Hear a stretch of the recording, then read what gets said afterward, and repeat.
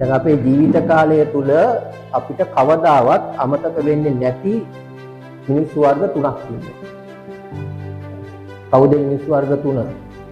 එක කට්ටියක් තමයි අපි අමාරුවක වැටිලා ඉන්නකොට අපිට උදව් කරපු අය.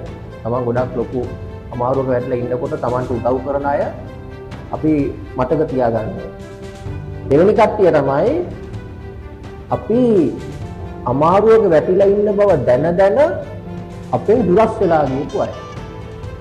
අපි අමාරුව වැටිලා ඉන්නේ ඒගොල්ලෝ මොකද කරන්නේ? අපිව මගහැරලා යනවා. ඒ කට්ටියවත් අපි අමතක නොකර ඉන්නවා. ඒ වගේම තුන්වෙනි කට්ටිය තමයි අපි හොඳට මතක තියාගන්න ඕනේ අපිව අමාරුවේ දාපු අය. ඔන්න ඔය වගේ මිනිස් වර්ග තුනක් ඉන්නවා. ඔයා කවමදාවත් අමතක කරන්නේ නැතුව හිතේ තියාගන්න ඕන මිනිස් වර්ග තුනක් ඉන්නවා.